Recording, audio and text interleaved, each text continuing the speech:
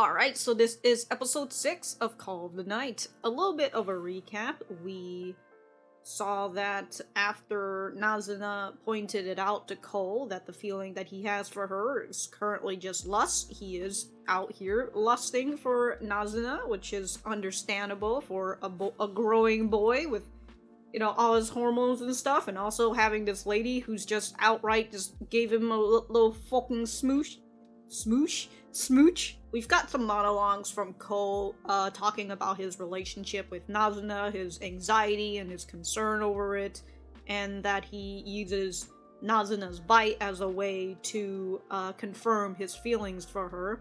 And that was also when we find out that Nazuna can get an idea of a person's thoughts through the taste of their blood. Cole says that he feels immoral for trying to fall in love with Nazuna, but they're already friends, and Nazuna says, just don't think about it, because him feeling more emotions, all these emotions, makes his blood more tasty, so of course she's going to love that. And with Nazuna saying that, Cole hopes that all these emotions that he feels will eventually lead him to falling in love, to which, he is taking the steps to falling in love at the current moment. It's just he just needs to stop thinking too much about it. Towards the end of the episode, we learn about how Nazuna makes money. She does a cuddle service or a massaging service at this point. I guess maybe she cuddles them after she massages them, because, they fall asleep or whatever. So after Nazuna gives Cole a free massage, a customer comes and, they want some cuddle service as well, but Nazuna is too tired now because even massages tire out vampires, unfortunately. And so she makes Cole do it instead, and that's where we are left off, with, child labor. Oh my god. I do have my full-length reactions and the notes that I write for this series up on Patreon, which you guys can check out in the description down below. Other than that, let us get started.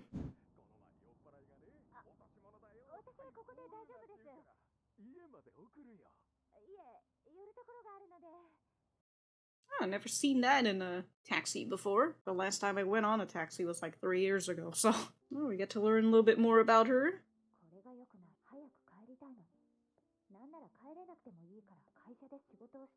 Instead of drinking. It's not really sexual harassment to wanting to drive you home, but unless they have ulterior motives to it. Oh, so she's thinking about... Oh, it's the first time.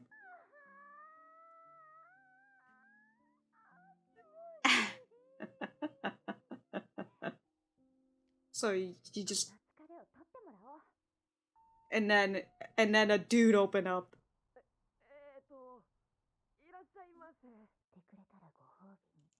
With a kiss! I forgot! That's what she also rewarded him with. Fucking child labor, dude!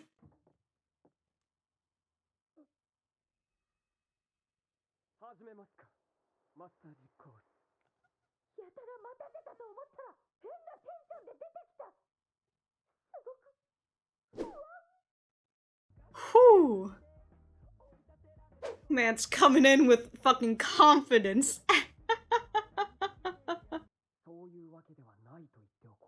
Alright? Alright, what are you doing this for, huh?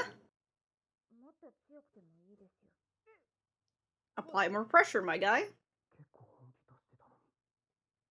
Well, I would assume Nazuna has a lot of strength, since she's a vampire.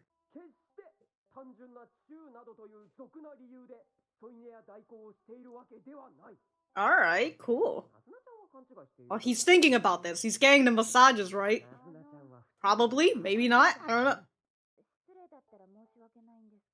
Is this your first time? Oh. Oh. Oh, his fingers are getting cramped. He just said he's a 14-year-old boy. It is nighttime. You're in an apartment. You should have lied and be like, I'm 18, I've got a baby face. You shouldn't. Well, you should, at the very least, could have said, you're in high school, huh? Because you could work part-time in high school. even though it's a nighttime job. Definitely.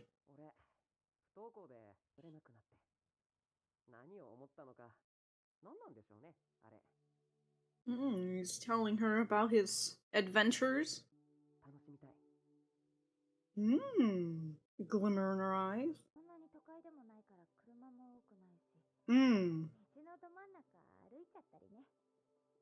Ah.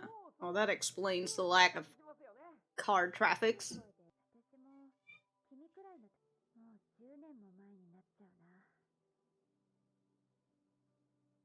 Don't make me fucking age back to high school. Because it's been 10 years ago, too. Actually, it hasn't been 10 years. In 2 years, it'll be 10 years. Oh my god. But you hate the drink? You hate people. God, Nazuna's just in there fucking playing video games. Is she really that tired?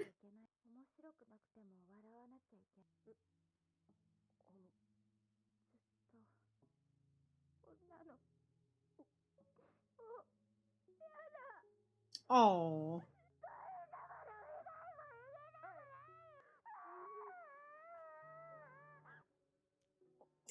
Hey girl, time to get back in the office.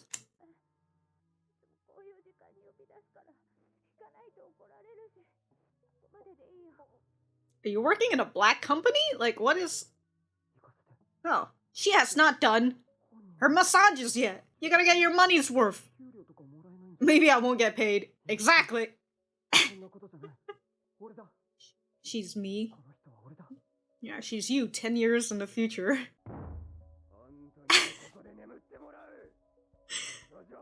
Oh my god! Oh my god, he's... You can see how...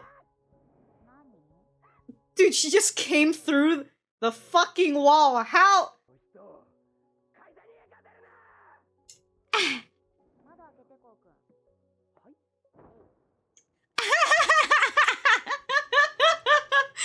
She's not working if she's dead.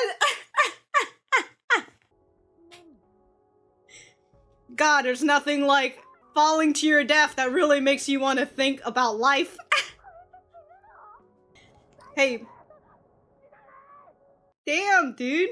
Cole, if Nazuna wasn't going to come and save you, like, holy fucking shit, dude. So, are you gonna put this as a special course? Don't you fucking say that when you were the one who tossed her out. Now that you've got that dose of adrenaline, how do you feel?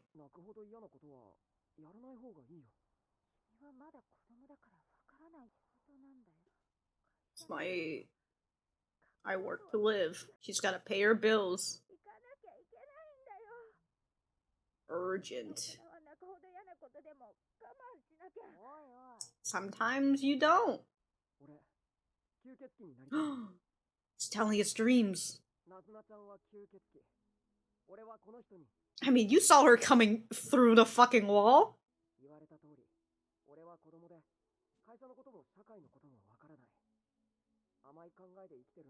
Mm-hmm. Yeah. Well, that too, yes. It's 2 fucking a.m.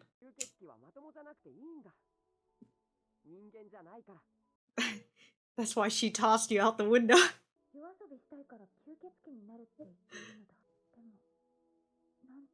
You wish that was you?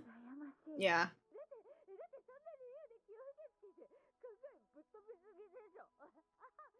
Well, he is a kid, so...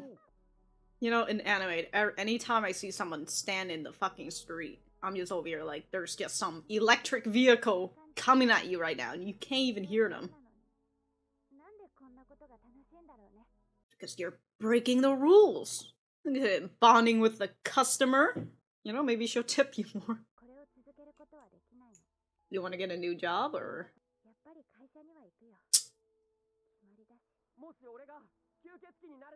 Well, she has to fall in love with you. Oh my god, is he already stealing her heart? Oh, dude, you see Nazuna? Again, if this vampirism wasn't actually real, this is some fucking snake oil that you're selling right now.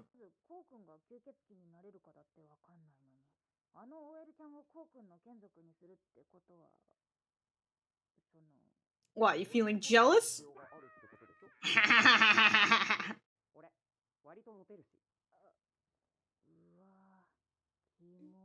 He has first-hand experience. Oh.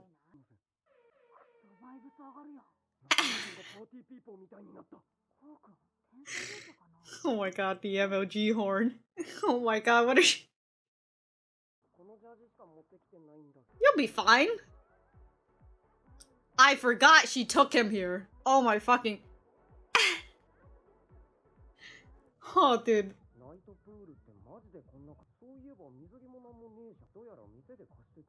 I'm always so iffy about renting swimsuits. Yeah, let's hope you don't see anything grown up. It's the lighting, my guy, it's the lighting. And also the... well, also that, but...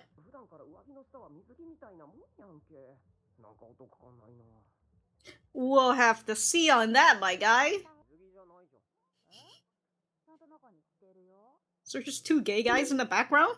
Dude, she should showed you her...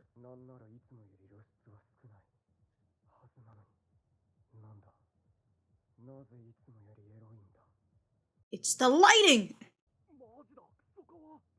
She's mad hot. You guess? Well, she's gotta attract people somehow. Oh my god, the lighting.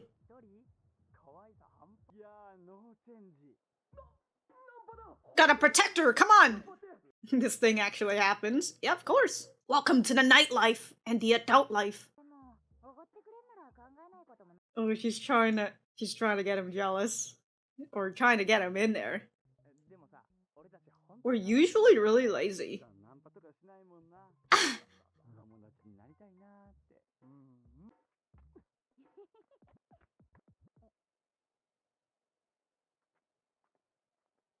Oh, they both took a step back. Man took off his sunglasses for you.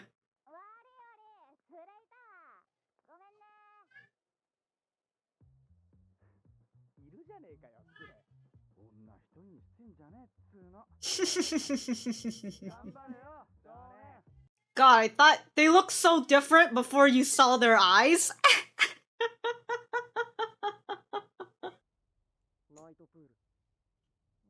It's too dangerous. I can get behind that. Yeah, man's feeling jealous. Going to the school pool? Come on, my guy, you've been in the sky so many times. You literally jumped out of a window. Oh, congratulations, we're going swimming. If you're going at that speed, you'd think it would hurt him splashing against the water like that. But yeah, she's still wearing her swimsuit, huh? Thank God there's so many subtitles covering up her boobs. Alright. Let's hope you don't get blood in the fucking pool. Alright, that was the, that was episode 6. You know, this soap thing reminds me of all the fucking... What is it, like the bathhouse or like the soap houses that you see in a lot of like Yuri... in Yuri hentais or Yuri dojins? God, a lot of Yuri artists were like super into that. And also brothels. Maybe back in like 2021 or 2020? Somewhere around there. They were really into it. You still see some of it from time to time, but like they were really into it. And there were so many of them coming out from like different Yuri artists. It was ridiculous. Alright, I went on a whole random tangent. I really liked the first half of this episode. You know, you get to learn about this girl whose name I need to write down later. But it's just nice because, like, for Cole to have someone that he can relate to. So it was really nice. And then just literally just her teaching him, like, they're both the same, but she's gone... Okay. I was trying to see if there was going to be any after credit scene. But, you know, they're both the same, but she has gone through the ringer. You know, she now has learned what it feels like to be an adult. So the feeling of that Cole has, you know, like, if you don't want to go, don't go, doesn't really resonate with her anymore because she's already past that age and she's already been beaten down by society and by her work and everything. So that even though she doesn't want to go, she feels like it's an obligation and she has to go. So it's it's just a very nice difference between the two of them. But anyways, I'm gonna go write my notes and we will be right back to the center. I finally understand this shot because I was like, huh, you know, he's here, he's bleeding, and I was like, oh, that's a nice, interesting shot to see that he's been bitten, and then it shows the full shot, and I'm just like, wait.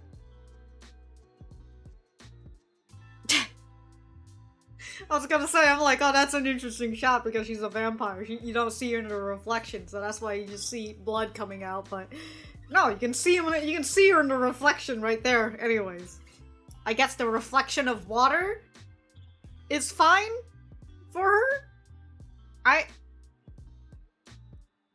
Okay. Now I'm just confused. Alright, so that was episode 6 of Call of the Night. Let me know what you guys think about it in the comments down below. You know that I always like talking to you guys. For me, I thought that the first half, which is the majority of this episode, was pretty nice. I think I've already said a little bit of it about Shirakawa and how, you know, she's similar to Cole, and how 10 years ago when she was back in school, she had taken her first step out into the night as well, so she can relate that feeling to Cole. Again, I've already mentioned this, but, you know, she has gone through the ringer. She's past her childhood phase. She's past her, you know, teenage years and everything, and she has grown into this adult who has just been molded by society, and that she, you know, she has to work even if she's not having fun doing it. So it's just it's an obligation from her work, from her boss and everything. You know, if her boss calls her at 2 fucking a.m., you know, you better get in and work, which is just, what the fuck, dog? Didn't she just go home in what we saw in the beginning of this episode? Wasn't she fucking going home after a goddamn a party drink? Which is something that I can understand why people like Shirakawa would fucking hate it, like in Japan, and how you're working in a company and then after you finish, they'll have like company drinks and everything. You know, you have to go and drink with your coworkers, even if you don't want to, but you have to be there. That just, honestly, that just sounds extremely fucking annoying.